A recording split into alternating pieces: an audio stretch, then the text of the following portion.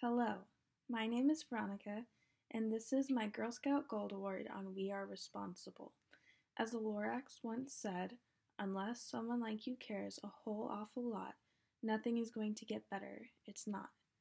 Let's all join the green side to raise our voice and not the sea level, and to remember that there is no planet B. Initiating waste-free programs is vital for the environment. I was first inspired by my elementary school while doing a zero waste day in which we were to bring our lunches with as little waste as possible. We competed with the other schools in our district.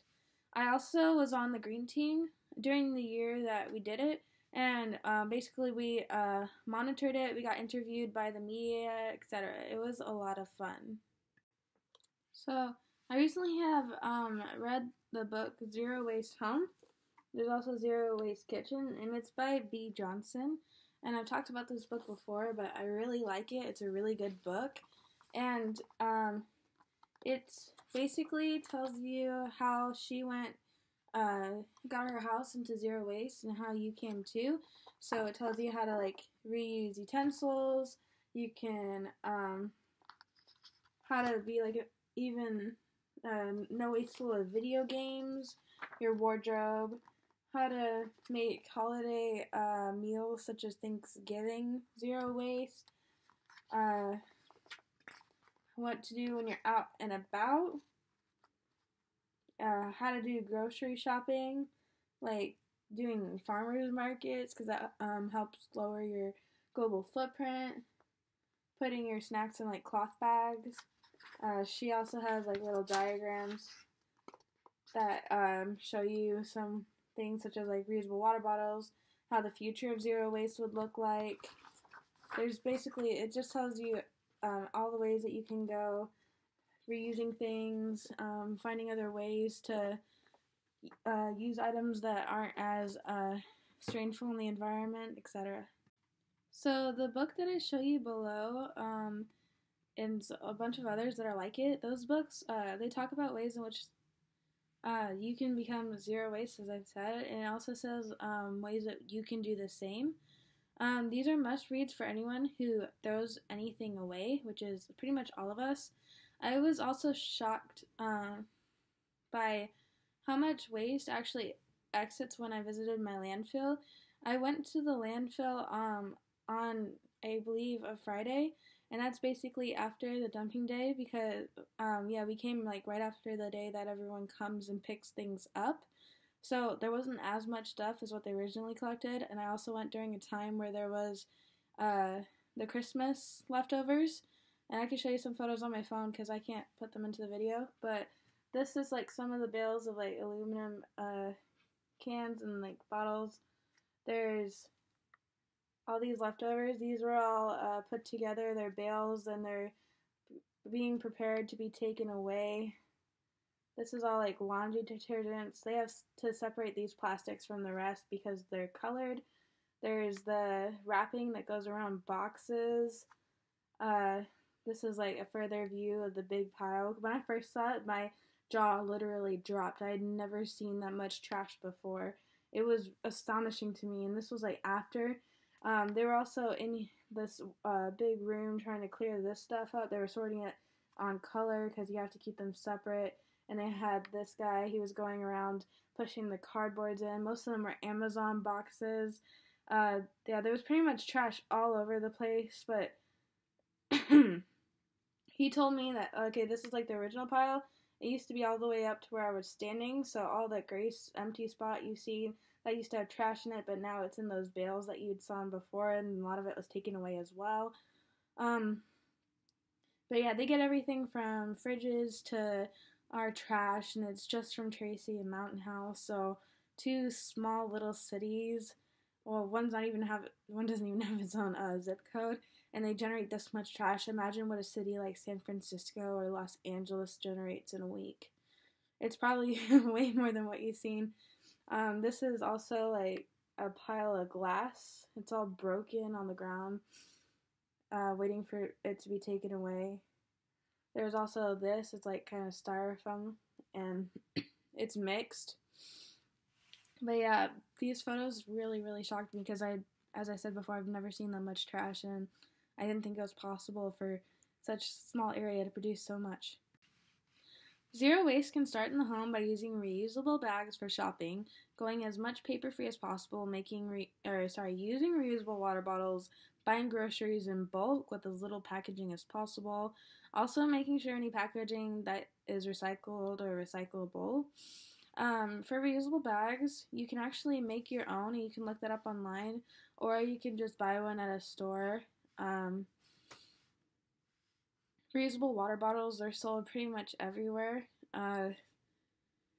Always reusing leftovers and trying not to only buy what you're planning on using. And if you have like scraps, put them in your compost. Make a compost heap because they're more helpful as a compost heap than they are in your trash bin. You can also use some old items and make them into toys, wind chimes, baskets, etc. Or even repurpose clothing that fits you, but you do not like it, or it's been tarnished a bit, or it's like missing a piece. Either that or donate it so that somebody else will be able to wear it, or upcycle it as well. We can also reduce our waste by requesting to be taken off mailing lists so that we get less junk mail, use more bulk items when there's less packaging, as I said before, have community fridges where our leftovers end up being someone else's meals, do something like the Mountain House Library, as I said, the little Mountain House ones. They're basically a sub in all the villages, and all the community is welcome to it. You can pick whatever book you want and then just put it back or put in a new one. There's also like San Francisco Bike Borrow, which limits pollution. A lot of colleges do that as well. You just rent a bike for like 1 or 2 hours and you go around on it. And you can, as I said, you make reusable bags for produce and groceries, etc. You can also reduce your global footprint by shopping at farmers markets as the food is locally grown and produced. Having food that is locally grown and produced helps lower your global footprint, and it's also completely organic and it's free from harsh treatments that foods that are imported go through. Research online to find your local food markets. Schools should initiate waste-free programs. They should reevaluate products they choose to use. Many will argue cost, but what price are we paying for all of this waste? We may not think that by throwing a bottle in the recycling bin, picking up a piece of trash, etc., actually does anything, but in the long run, it actually does. When we do something to better the environment, it has a butterfly effect. When you pick up a piece of trash on the side of the road, that is one less bottle that could end up in the ocean and end up in another country on the other side of the world, like Nicaragua. The Director of Food Services at my school district values cheap products over those that are beneficial to the environment. The director believes that it states on the bottom of our styrofoam breakfast trays at recycle number 6 that this is her piece in helping the environment. However, little does she know that recycle number 6 items have polystyrene, which can lead potential toxins into foods and can also be really hard to recycle, as only some curbside programs take them in, and this number is diminishing. When I was walking around my local Winco, I found a company called Repurpose, which produces napkins, cups, silverware, plates, etc.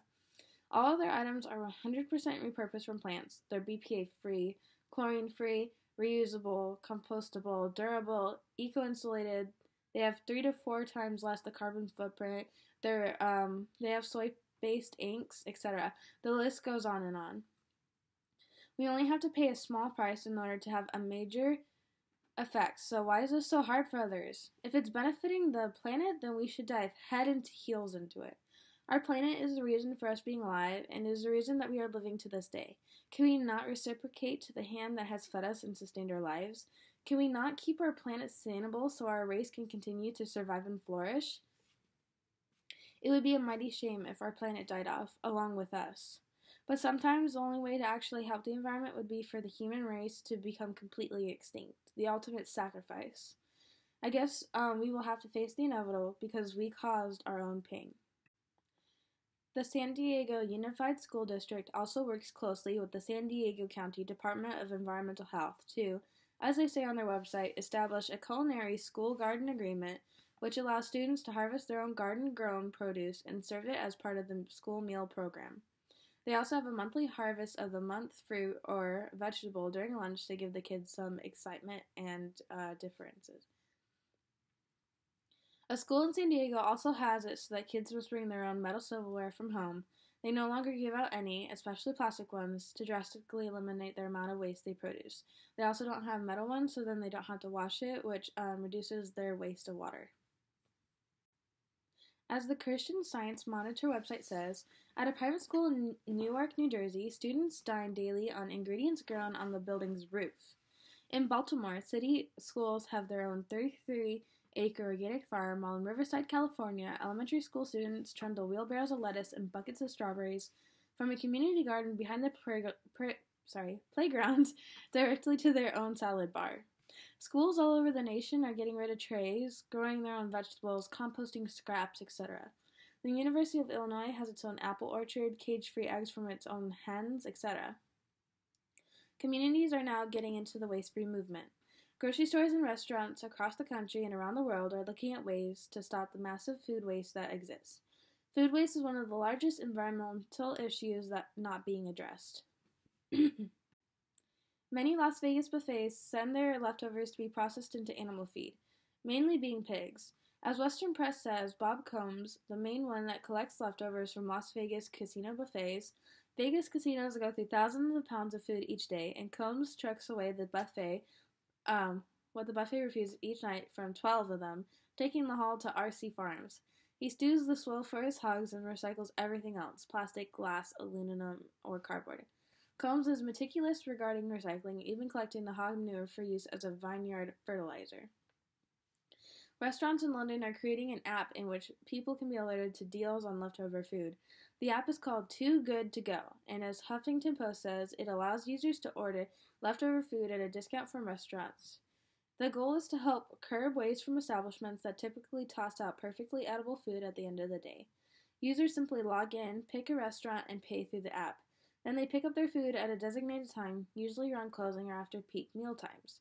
Users aren't able to pick the food items, but they get an idea of the type of food that will be available.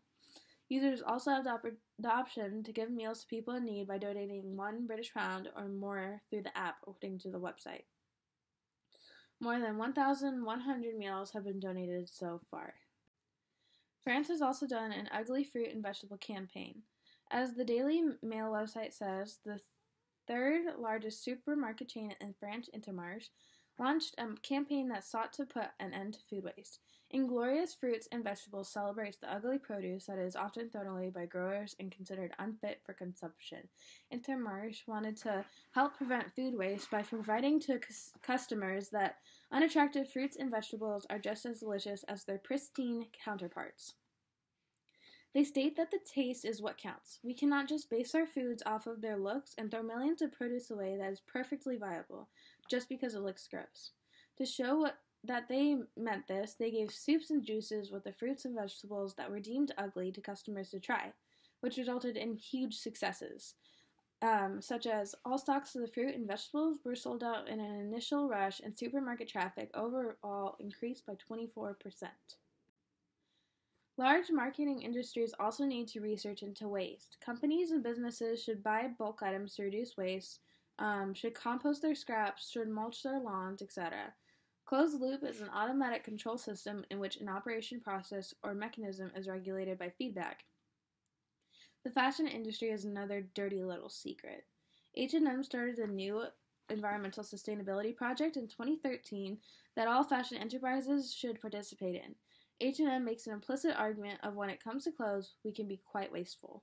There are a lot of cases in which women only wear garments one time because they refuse to be seen wearing the same outfit for a multitude of occasions. We also tend to just throw out garments when they are ripped, stained, missing its pair, etc., when instead these garments can be utilized once more. They make an article and a short video for their campaign, H&M, and both explicitly show what happens after you donate your garments you no longer want or wear. It also shows people collecting all of their garments and putting them into the donation bins, and then shows the multitude of ways the company utilizes these donated garments, i.e. cloths, new dresses, new jeans, stuffing in cars, cardboard, etc. H&M found a way in which they could implement being environmentally sustainable with their line of business, fashion. They decided to attempt to take on closing the loop of textiles by giving people to donate garments to them. Most companies waste a lot, and H&M is one of the few that noticed this as well as did something about this. They chose to go down this path when they saw the insanely large amount of clothes that are being thrown away, and which could have been reused in some way. They are embarking on a path in which many aren't actually willing to go down, but what could end up being the next big step in the fashion world. They are pioneering through a new breaking point that could become popular in the near future, as well as the fashion world and the rest of the world. This project could potentially branch out onto other sectors of the world and into other branches of society. Being environmentally sustainable can be implemented into pretty much every field of study. Medical devices, materials, etc. can be made to be reused or recycled while keeping in sanitation rules and health codes of conduct.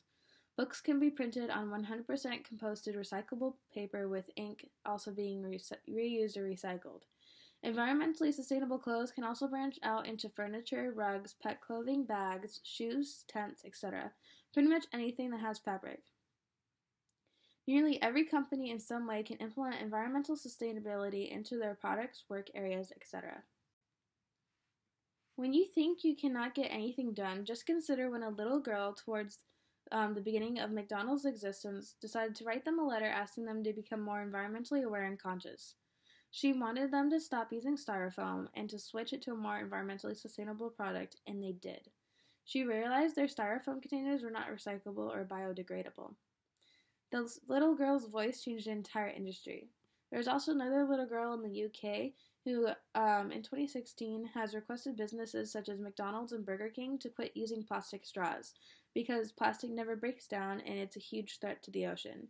It has also been said that by 2030 there will be more plastic in the ocean than there will be fish. Always remember that it's your voice, your choice. Initiate waste free. Thank you for watching my video. Please give it a thumbs up and subscribe. And remember, the environment will only get better if you do something and if you care. Otherwise, it will continue to degrade. And remember, there is no planet B.